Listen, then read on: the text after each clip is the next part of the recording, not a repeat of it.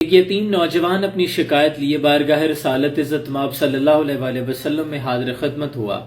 عرض کرتا ہے، یا رسول اللہ صلی اللہ علیہ وآلہ وسلم، میں اپنے کھجوروں کے باغ کے اطراف ایک دیوار بنانا چاہتا ہوں، لیکن میرے ہمسائے کا ایک کھجور کا درخت اس دیوار کے درمیان میں آ رہا ہے۔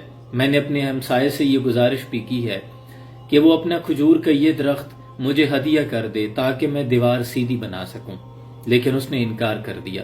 یا رسول اللہ صلی اللہ علیہ وآلہ وسلم، پھر میں نے اس سے اس کھجور کے درخت کی قیمت پوچھی تاکہ میں اس درخت کو خرید لوں اور وہ مجھے یہ بیچ دے تاکہ میں اپنی دیوار سیدھی بنا سکوں، لیکن اس نے پھر بھی انکار کر دیا۔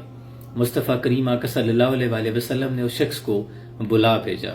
جب اس نوجوان کا وہ ہمسایہ حضور کے سامنے آیا تو حضور نے فرمایا کہ یہ نوجوان تم سے وہ درخت خریدنا چاہتا ہے، قیمت بھی ادا کر رہا ہے، تم اپنا یہ درخت اس کو بیچ دو، لیکن اس نے انکار کر دیا۔ پھر حضور نے فرمایا، اچھا میں قیمت بڑھائے دیتا ہوں، تم اس نوجوان سے اس کھجور کے درخت کی قیمت بھی وصول کر لو، اور میں جنت میں تمہیں ایک ایسے کھجور کے درخت کی خوشخبری دیتا ہوں جو اللہ تمہیں اس کے عوض عطا کرے گا، جس کے سائے کی طوالت میں اگر کوئی سوار 100 سال تک بھی چلتا رہے تو اس کا سایہ ختم نہیں ہوگا، وہ اتنا پھلدار درخت ہوگا۔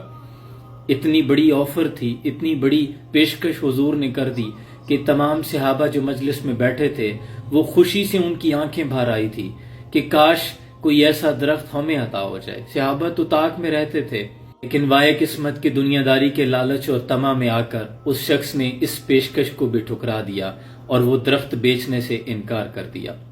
اتنے میں ایک صحابی جو مجلس میں بیٹھے تھے، ان کا نام ابو دہدہ رضی اللہ تعالیٰ عنہ، اٹھے اور حضور کی خدمت میں حاضر ہوئے۔ عرض کرتے ہیں، آپ پر میرے ماں باپ قربان یا رسول اللہ، میرے بیوی بچے قربان، میری جان میری روح قربان۔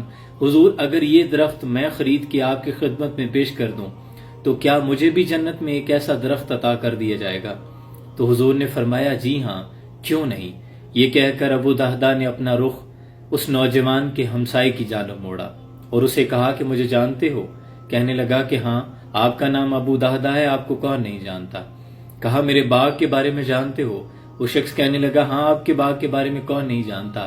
آپ کے پاس 600 کھجوروں کا ایک ایسا باغ ہے کہ جس کی کھجوریں کھانے کے لیے تاجر انتظار کرتے ہیں۔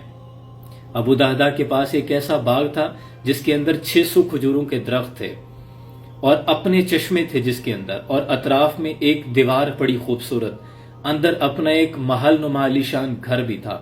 آپ نے فرمایا، اگر میں یہ سارا باغ تمہیں دے دوں تو کیا تم اپنا کھجور کا ایک درخت مجھے عنایت کر دو گے؟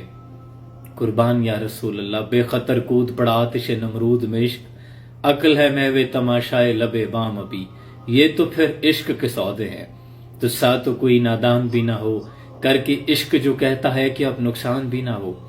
وہ شخص دھنگ رہ گیا تھا، ایک نظر حضور کے مہتاب عالم چہرہ انور پر ڈالتا، ایک نظر صحابہ کو مجلس میں بیٹھا دیکھتا، پھر ابو دہدہ کی طرف دیکھتا کہ کیا یہ بات سچ ہے کہ مجھے ایک درخت کھجور کے عوض ایک 600 باغ کھجوروں کا عطا کیا جائے گا، اور مجھے کیا اس کا قبضہ بھی مل جائے گا؟ مجلس میں بیٹھے تمام صحابہ نے اور حضور نے اس بات کی گواہی دی اور وہ شخص مان گیا۔ سودا مکمل ہو گیا تو ابو دہدہ نے حضور کی جانب دیکھا اور عرض کرتے ہیں، یا رسول اللہ صلی اللہ علیہ وآلہ وسلم، میرے ماں باپ قربان، حضور یہ کھجور کا درخت میں آپ کی نظر کرتا ہوں۔ حضور کے چہرے پہ تبسم آیا۔ قطرے کو سمندر، ذرے کو ستارہ کرتے ہیں، کونین کو خم آ جاتا ہے جب ذوب سنوارا کرتے ہیں۔ وضحیٰ کے چہرے پر مسکراہٹ آئی۔ حضور نے فرمایا کہ ابو دہدہ، پہلے ایک درخت کے بدلے ایک درخت تھا، لیکن تو نے چونکہ پورا باغ دے دیا ہے، اب میں دیکھ رہا ہوں کہ اللہ نے تجھے جنت میں کھجوروں کا ایک ایسا لدا ہوا پھلوں سے باغ عنایت کیا ہے کہ جس کی تعداد لامحدود ہے۔ وہ ایک اتنا حسین اور جمیل باغ ہے۔ حضور اس کی اس قدر تعریف و توصیف بیان کر رہے تھے کہ مجلس میں بیٹھے تمام صحابہ رشک کر رہے تھے ابو دہدہ کی قسمت پر، اور آپس میں اپنے دل ہی دل میں یہ گمان کر رہے تھے کہ کاش میں ابو دہدہ ہوتا۔ یہ کہہ کر ابو دہدہ نے حضور سے اجازت طلب کی اور اپنے باغ پہنچے۔ اپنے باغ کی حدود کے اندر داخل نہیں ہوئے، کنارے پہ کھڑے ہو کر اپنی بیوی اور بچوں کو آواز دی کہ میں یہ پورا باغ بیچ آیا ہوں، اے میری بیوی، اے میری اہلیہ، باغ سے باہر نکل آؤ۔ اور کوئی بھی سامان نہ لے کے آنا. یہاں تک آتا ہے کہ جو آپ نے اس باغ کی قیمت اس وقت کھجوروں کی وصول کی تھی وہ اس باغ کی حدود میں رکھ دی کہ یہ بھی اسی باغ کی کھجوروں کو میں نے بیچ کر حاصل کیا ہے, منافع ہے. اور پھر اپنی بیوی سے, بیوی نے یہ نہیں کہا کہ کیوں بیچ آئے ہیں, کہاں جائیں گے, اب ان بچوں کا کیا ہوگا, ہمارا گھر کیا ہوگا, یہ آپ نے کیا کر دیا. قربان ایسی بیویوں پہ جو شوہر کی ایسی اطاعت گزار تھی. بیوی نے پوچھا کہ کس کو بیچا ہے؟ کہا حضور کے لیے بیچ آیا ہوں, جنت میں ایک ایسے کھجور کے باغ کے عوض بیچ کے آیا ہوں جس کے سائے میں ایک سوار 100 سال تک چلتا رہے, سایہ ختم نہیں ہوگا. تو بیوی خوشی سے یہ کہتے ہوئے باغ سے باہر نکل آئی کہ آپ نے بہت اچھا سودا کیا ہے, با خدا یہ تو بہت منافع بخش آپ نے سودا کر لیا ہے, حضور کی رضا کو خرید لیا ہے. جڑے محرم راز حقیقتاں دے اور راز حقیقت نو کھول دے نہیں, جنہ نہیں ویکھیا وہ تے کرن گلاں, جنہ ویکھ لیا وہ تے بول دے نہیں. اور جب حضرت ابو دہدہ رضی اللہ تعالیٰ عنہ کے وصال کا وقت آیا, آپ کا جنازہ پڑا تھا, تو حضور نے فرمایا کہ میں دیکھ رہا ہوں کہ جنت میں 1,00,000 کھجوروں کے درخت نے ابو دہدہ کے جنازے کے اوپر سایہ کیا ہوا ہے.